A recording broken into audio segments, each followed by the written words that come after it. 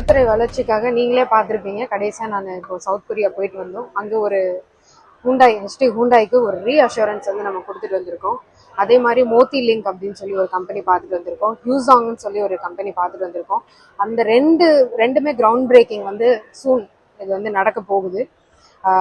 கடைசி ஒரு 30 நாள்லயே நாங்கள் வந்து நிறைய கம்பெனிஸை பார்த்து கிரவுண்ட் பிரேக்கிங்கும் எம்ஓஇயும் நடத்துகிற அளவுக்கு கொண்டு வந்துட்டு இருக்கோம். அவங்க சொல்ற அந்த ஆந்திராக்கு பேச்சுன்னு சொல்றாங்கல்ல, அதுக்கு ஒரு தக்க பதிலடி கொடுக்குற மாதிரி இந்த மாதிரி இங்க வச்சு நான் பேசாம எல்லா இடத்துலையும் நம்ம வந்து சொல்லிக்கிட்டே இருக்கக்கூடாது. கரெக்டான ஒரு மேடை இருக்கிற இடத்துல தான் அதை பேசணும். சட்டசபையில யாராவது கேட்பாங்கன்னு நம்புறேன். அதுக்கான ப்ரூஃபோட எந்த டயத்துல ஆந்திராவுக்கு போச்சுன்றத ப்ரூஃபோட காமிக்கிறதுக்கு ரெடியா இருக்கேன். கேள்வி கேட்கறதுக்கு ரெடியா இருந்துக்கோங்க. அதாவது நீங்களே சொல்லுங்க, இப்போ தொழில்துறையில 30 நாள் வந்து எவ்வளவு நாள் ஆகுது? 30 நாள் ஆகுது. 30 நாள்ல ஒருத்தவங்க மைண்டை டிசைட் பண்ணி போயிடுவாங்களா? கிடையாது. இது வந்து ஒரு பெரிய ப்ராசஸ். என்வரான்மெண்ட் கிளியரன்ஸ் பண்ணோம் அப்படின்னு பல ப்ராசஸஸ் இருக்கு. அந்த ப்ராசஸ் எல்லாம் நடக்காத இந்த டிலேனால தான் அங்க போயிருக்காங்க. அதுக்கான proof with date time line எதுக்காக வெளியே போனாங்கன்ற ஒரு ரிமார்க்கோட என்கிட்ட தயாரா இருக்கு. நான் இவ்வளவு நாள் அமைதியா இருந்ததுக்கு காரணம் அதுதான். என்கிட்ட ப்ரூஃபோட இருக்கு. ஆனா அதுக்கான தகுந்த மேடையில மட்டும்தான் நான் பேசணும். அப்பதான் எல்லா இடத்துலயும் பதிவு பண்ணுவாங்க. இல்லைன்னா பாதி இடத்துல பதிவு பண்ணிட்டு பாதி இடத்துல பதிவு பண்ணாம அவங்க இஷ்டத்துக்கு தான் போடுற ஒரு நிலைமையில இன்னைக்கு இருக்கு. அதனால சட்டசபையில கேட்க சொல்லுங்க. அதுக்கு ப்ரூஃபோட நான் அடிக்கிறதுக்கு ரெடியா இருக்கேன்.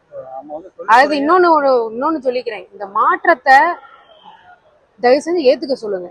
இன்னமும் டிஆர்பி ராஜா அவர்கள் தொழில்துறை அமைச்சராகவே வாழ்ந்துகிட்டு இருக்காரு. அவரு வேணான்னு சொல்லிதான் மக்கள் முடிவெடுத்து அனுப்பிச்சு விட்டாங்க வீட்டுக்கு. தயவு செஞ்சு அதை ஏத்துக்கோங்க. ஏத்துக்கிட்டு இப்போ புதுசா ஒருத்தவங்க நீங்க உங்க பண்ணையார் இதெல்லாம் விட்டுட்டு தயவு செய்து நாங்க இன்னைக்கு மக்களால தேர்ந்தெடுக்கப்பட்ட ஒரு பிரதிநிதி, எங்களுக்கான மரியாதையும் மக்களுக்கான மரியாதையும் கொடுங்க. இது மக்களையே அவமதிக்கிற மாதிரியான விஷயங்கள்ல தான் இன்னும் அவங்க பண்ணிட்டு இருக்காங்க. தொழில்துறையை எந்த அளவுக்கு வளர்ச்சியில கொண்டு போறதுக்கான முனைப்பு உங்களுக்கே தெரியும். 1.5 ட்ரில்லியன் எக்கானமி அப்படின்னு சொல்லி நீத்தி ஆயோக்ல நம்மளோட தலைவர் வந்து பேசியிருப்பாரு. அதுக்கான விஷன் டாக்குமெண்ட்டை நாங்க ரெடி பண்ணிட்டு இருக்கோம். அது சூன் நாங்க ரிலீஸ் பண்ண போறோம். அதுலயே உங்களுக்கு தெரியும் எப்படிப்பட்ட திட்டங்கள் நாங்க கொண்டு வர போறோம். தமிழக நிதி அறிக்கை சொன்னாங்க, அதுக்கு வந்து பழைய நிதி அமைச்சர் ஒரு கருத்து சொல்லியிருக்காரு. அது பற்றி ஒரு கருத்து. ஐயா, நிதிநிலை அறிக்கை நீங்க பாத்தீங்கன்னா, அதாவது ஜிஎஸ்டிபின்னு ஒண்ணு இருக்கு. கோவிட் காலத்துல எல்லா ஸ்டேட்டும் கோவிட் காலத்துல பிரச்சனைகள் இருந்ததா இருந்தது. அவங்களும் அதே கடன் தான் வாங்கினாங்க. அதாவது கடன் இல்லாம எந்த ஒரு வீடுமே நகலாதுதான். நம்ம வீட்லயுமே நம்ம கடன் வாங்கி தான் நிறைய விஷயங்கள் வந்து நடத்துறோம். அதே மாதிரி ஸ்டேட்டும் கடன் வாங்கி ஒரு நல்ல விஷயத்துக்கு பயன்படுத்தி இருந்தாங்கன்னா ரொம்ப நல்லது. அது எந்த விஷயத்துக்கு பயன்படுத்துறாங்க, அதனால மக்கள் பலன் அடைஞ்சாங்களான்றதுதான் கேள்வியே. கோவிட் காலம் சொல்லி அவங்க வந்து அதையே வந்து இது பண்றாங்க.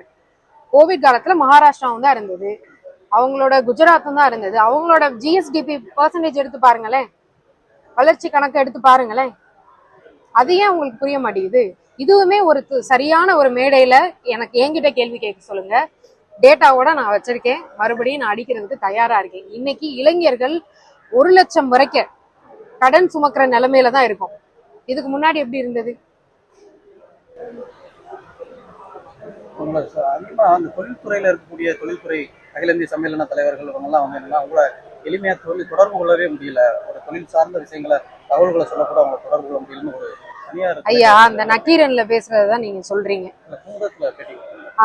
குமுதம்ல பேட்டி கொடுத்தவர நீங்க சொல்றீங்க. அவரோட பேக்ரவுண்ட கொஞ்சம் படிச்சு பாருங்கயா. அவர் யாரு, அவர் யாருக்கு சம்பந்தப்பட்டவரு, அதே மாதிரி சுரேஷ் சம்பந்தம்னு சொல்லி அவர் ஒரு 4 கம்பெனியை போட்டு இதுவும் ஆந்திரா போயிடுச்சுன்னு போட்டாரு. அதுக்கும் எனக்கு தக்க பதில் இருக்கு.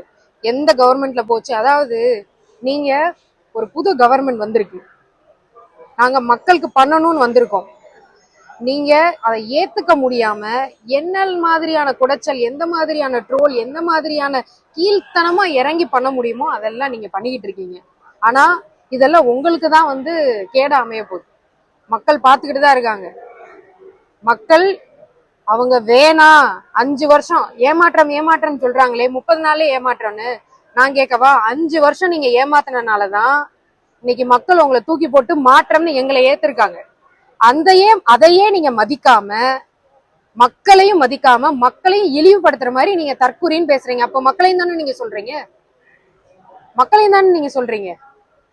இது எந்த வகையில நியாயம்? மக்கள் பார்த்துக்கிட்டு தான் இருக்காங்க. உங்களுடைய ஒவ்வொரு மூவும் 30 நாள், அதாவது 5 வருஷம் நீங்க ஏமாத்திட்டீங்க.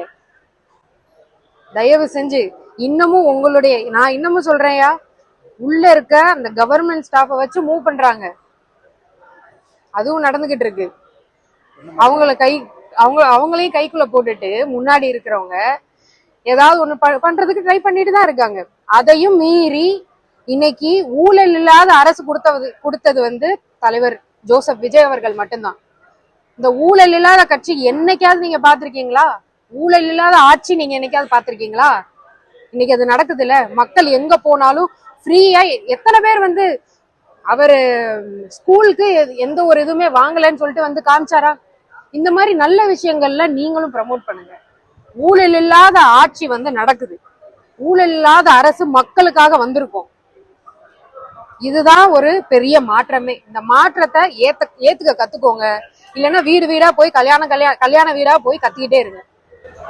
நம்ம புதிய ஆட்சியாளர்களுக்கு இப்ப உள்ள அரசு அதிகாரிகள் நிறைய பேர் ஸ்பையா இருக்காங்களா? ஐயா, ஸ்பையா இருக்காங்களாம் எனக்கு தெரியாதுயா.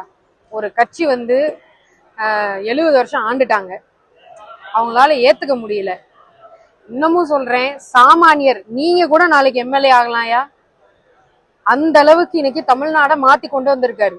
சாதி பார்க்காம, மதம் பார்க்காம, எதையுமே பார்க்காம இன்னைக்கு யாருனாலும் மக்களுக்கு பொது சேவை செய்யணும்ன்ற ஒரு எண்ணம் இருந்தா யாருனாலும் வரலாம். இவர் இங்க மைக்கு பிடிச்சிட்டு இருக்காரு, இவர் வரலாம். இந்த பையன் இன்னைக்கு போன் பிடிச்சிட்டு இருக்கா, இவர் எம்எல்ஏ ஆகலாம். அப்படிப்பட்ட ஒரு நிலைமைய தமிழ்நாட கொண்டு வந்தவர் முதலமைச்சர் ஜோசப் விஜய்.